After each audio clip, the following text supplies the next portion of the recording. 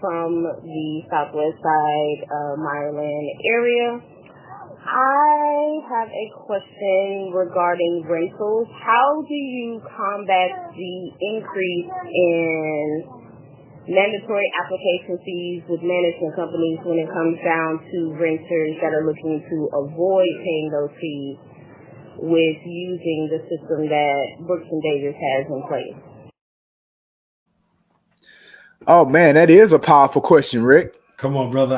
That's why I was so excited to hear the advice you're going to give, Coach, because right now the residential rental market is as strong and as active as ever, Coach. And there's so many people applying for rental homes that the competition can just be just as fierce as it is for those that are purchasing. So what advice would you give real estate professionals to help combat those application fees and having their clients pay them over and over for different homes that they're looking at? You know, Rick, before it even became the kind of market that it is right now, I mean, many, many years ago, I felt like the way that we were taught or trained on how to work with people that were looking for rental homes, it really didn't make sense, right? For a person that's looking for a lease home and, to take them out and have them look at properties, really handle them like we typically handle buyers, then that person finds a property that they're interested in. Then that person goes and pays an application fee, right? Fills out an application, submits their information. And now it's about, will they get approved or not? Like from the landlord or the management company. And what we were seeing sometimes is that it was like, you go through that process, you get denied. All right, now we got to repeat that same process, right? We go out, we look at a property, we find one that we like, we submit the application, we pay the application fee. All right, you get denied. All right, so now we go back out, look at some properties, right? And to me at that time, that made no sense at all. It's just like it puts you in this hamster wheel. So at that time, we sat down and we came up with a process that I felt like made more sense. And the way that our process at Brooks and Davis is, it was designed to, number one, not waste as much of the client's time, let alone the realtor's time, but the client's time, continuing to go through that cycle. It saved the client money, right? Mm-hmm. You're thinking of all these application fees that range from, and now they're like $40 up to $70, like depending on what house that you're applying for. So they can get extremely pricey. And then you're paying these application fees without, it's a 50-50 chance that you're going to be accepted or denied. Like it was a roll of the dice. Like none of that made sense.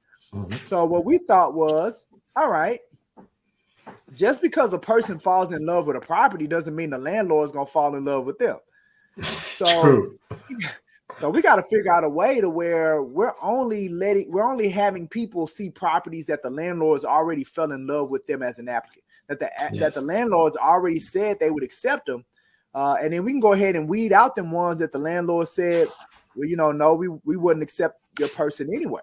Mm-hmm. So what we started doing was, we started capturing our clients' information, all the things that will be required in the application process, because they all look at the same stuff, Rick. They all look at, check stubs. They want to verify that the person can afford the property. They look at the credit report. They look at a criminal report. They look at an eviction report. Like they're all looking at the same stuff. Mm-hmm. So we were like, all right, instead of them paying all this money for a person to pull the same stuff, we just going to pull it up front. Yes, sir. We're just going to pull it up front. We're just going to put it into a nice, we call it a tenant application packet. So it's really nice. It has a cover sheet. It has a table of contents. Right? It has the credit report in there. It has the check stubs in there. We encourage our clients to write a letter to the landlord so it personalizes them. So the landlord is not just seeing them as black and white as paperwork. They're seeing them as a human being, right? A human being with kids and a story. And, so we encourage the client to do that. They want to do a rental verification. So we encourage the client your current landlord, have them write a letter on your behalf, just let them know how great of a tenant that you are. So we compile all that in a packet along with the credit. We'll pull the credit report. We'll pull a criminal report. So we just have the applicant pay us a single fee. So now we got this packet, and now, excuse me, and now we can send this packet to all of the properties that the client is interested in, right? We have them fill out this tenant needs analysis that tells us, where they want to live, how many bedrooms, how many baths, how much they want to spend, right? So we'll pull up this exhaustive list, and then now we can just shoot that packet to the agents, to the property managers, to the landlords that fall within that list. So now they can look at our packet and they can tell us, hey, we would accept your tenant. Or they can tell us, we're not going to accept your tenant, right? So now all we got to do is take all of the ones that said they would accept the tenant, and then now those are the ones that we go take the client to look at. Perfect.